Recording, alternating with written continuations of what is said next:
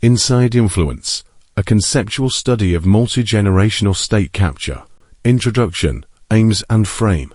When analysts speak of a multi-generational effort to seize influence from the inside, they are describing a long, patient campaign to change who makes decisions and what institutions do, rather than a single, dramatic overthrow.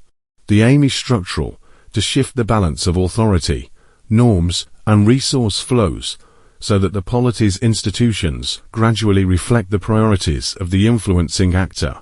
Each stage below explains the objective, the kinds of institutional changes being pursued, the human and informational dynamics involved, and the systemic effects if the stage succeeds, all in abstract terms and without procedural instructions. Stage 1. Foothold and legitimacy layering. Establishing presence. The objective is to create socially legitimate entry points into public life, so the actor can operate under a veneer of normalcy. In this initial phase, the actor sponsors or fosters visible, legal entities, civic groups, research or cultural institutions, charitable endeavors, businesses that perform recognizably constructive functions. The purpose is twofold: 1. To gain credibility and public access, and 2. To open channels for sustained interaction with elites, professionals, funders, and communities. Success is measured not by covert control, but by social acceptance.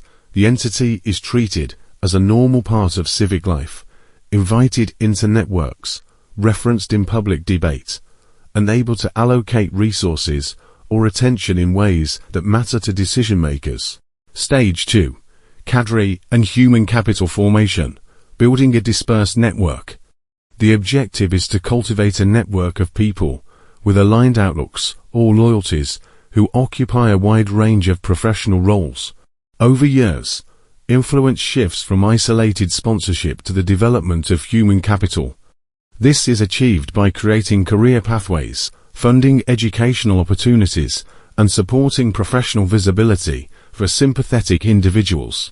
The network is not a single unit, but a dispersed set of actors embedded in universities, ministries, scientific bodies, cultural institutions, media, and business.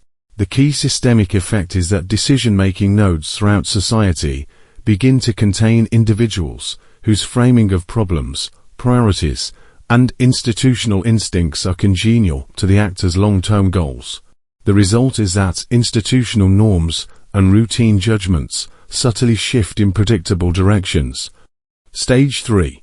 Knowledge and narrative shaping, shifting what counts as normal. The objective is to change the shared stock of ideas, the authoritative narratives, and the criteria for expertise, so that the public and elite conversation favors certain policies or worldviews. With people in place, the next focus is on the cognitive environment. This involves supporting research agendas, cultural productions, expert commentary, and public-facing scholarship that gradually change what is treated as mainstream thinking. Over time, curricula, professional standards, and media framing adapt to the new baseline. The systemic impact is epistemic. Different kinds of evidence and argument gain prominence. Dissenting perspectives are marginalized not by force, but by changed professional norms and accepted expertise. Stage 4. Institutional penetration, shaping the levers of decision. The objective is to ensure that key institutions, administrative, regulatory, judicial, and media bodies contain actors and rules that favor the influencing agenda.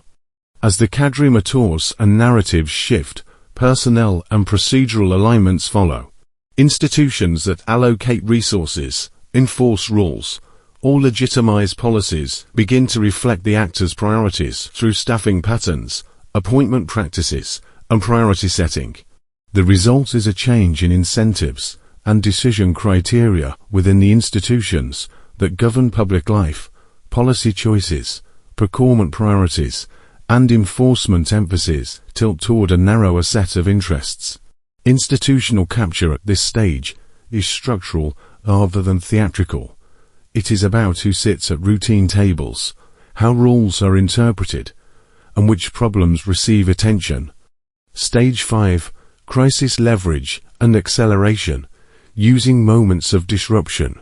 The objective is to exploit periods of concentrated decision-making to lock in favorable structural changes more rapidly than would be possible during stable times. Crises compress politics. Whether an economic shock, security emergency, or social upheaval, such moments centralize authority and reduce routine deliberation.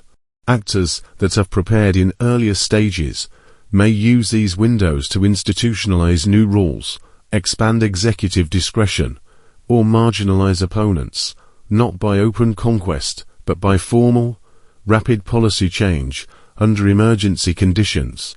The systemic danger is lock-in, temporary measures become durable, and the distribution of authority changes before public scrutiny can fully mobilize. Stage 6. Latent coercive capacity. Escalation marker. The objective is in the scenarios that include it, maintain a latent capacity to coerce or intimidate as a backstop when persuasion and institutional influence are insufficient. In extreme and morally reprehensible variants of the theory, a network retains or supports a clandestine coercive element that exists parallel to the state's legitimate security apparatus. The presence of such capacity converts political influence into a form with potential for intimidation, targeted threats, or violence. Ethically and legally, this is a decisive boundary. Once coercion is used or tolerated, the character of the campaign shifts from political influence to criminality and potential human rights abuses, producing deep social trauma and delegitimizing institutions. Stage 7. Manufactured or exploited incidents and public engineering, creating justificatory moments. The objective is to generate or exploit high-impact events that reframe public perception and justify sweeping measures or demographic changes.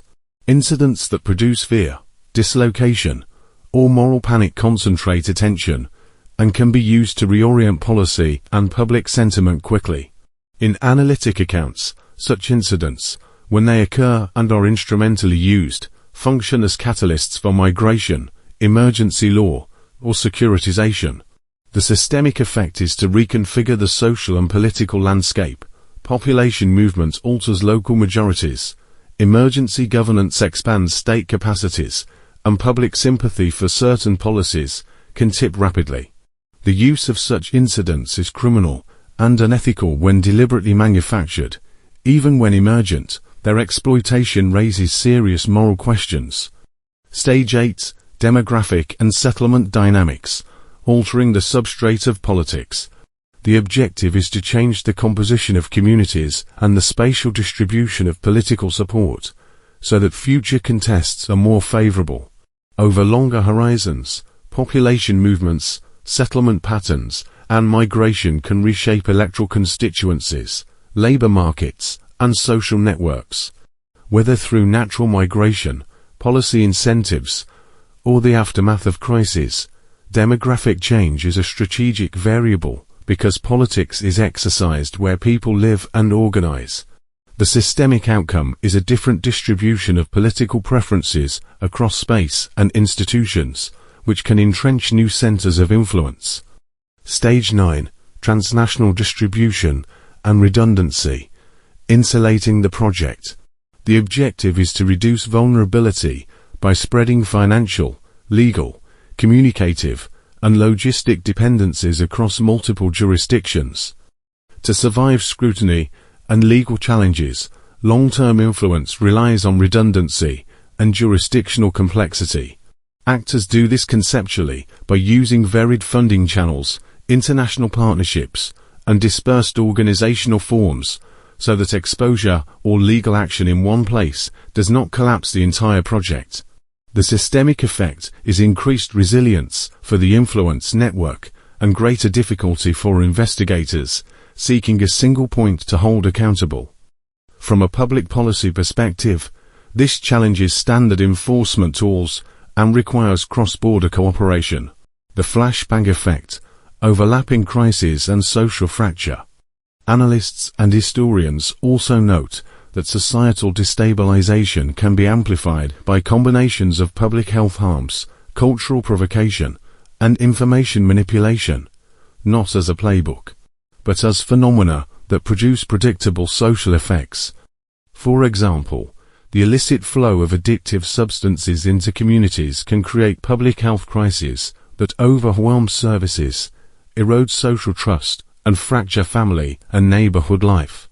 When such health shocks coincide with intense cultural provocation, provocative artworks, staged spectacles, or jarring public installations that feed fear or moral panic, the result can be a disorienting emotional climate. At the same time, sustained campaigns of narrative framing and psychological influence, disciplines studied by social scientists under headings like persuasion, behavioral economics, and communications, may be used to amplify ambiguity, exploit cognitive biases, and polarize discourse so that common facts and shared meanings fray. In combination, these forces can create what observers describe as an attention-sapping flashbang of sensory and informational overload. Communities reel from overlapping crises. Institutional responses are slowed or delegitimized, and collective action becomes more difficult. Scholarship treats these patterns as deeply harmful, ethically unacceptable, and often criminal when coercion or deception is involved. The appropriate public response emphasizes public health interventions, transparency, media literacy, independent cultural support, and legal accountability, rather than reciprocal or covert tactics. Ethical boundary and criminality. Throughout the preceding stages, there are clear ethical and legal boundaries. Activities that coerce individuals, manipulate through sexual blackmail, perpetrate violence, or intentionally manufacture incidents that injure people are crimes and grave violations of human rights. Scholarly analysis treats these as harms to be uncovered and prosecuted, not as means to be described in technical detail. The conceptual sequence above highlights where such criminal tactics might be alleged to appear in theory, not how they would be performed, because identifying their potential role important for prevention and accountability, system-level picture and timelines. Viewed from the outside, a successful long-term influence campaign, less like a coup and more like an evolving ecosystem. Early stages emphasize legitimacy and knowledge work. Middle stages consolidate human capital and institutional leverage. Later stages, particularly if criminal coercion enters, mark a transition to violent or illegal domination. Timelines vary. The model is inherently multi-decadal in its purest form, but acceleration can occur when crises are exploited. Success is measured in structural changes, altered appointment norms, predictable policy outcomes, and durable shifts in expert consensus, rather than single dramatic events. Conclusion: analytic value without operational content. This stage-by-stage conceptual map explains the aims and institutional effects of a long-term effort to influence a polity from the inside. It clarifies how legitimacy, people, narratives, institutions, crises, demographics, and transnational redundancy interact in sequence to reshape public life, while strictly avoiding any procedural or technical instructions for wrongdoing.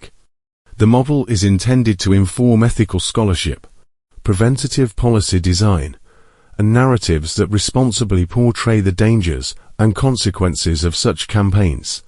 Remember, it is not the enemy at the gates, but the traitor within, that brings a nation to ruin.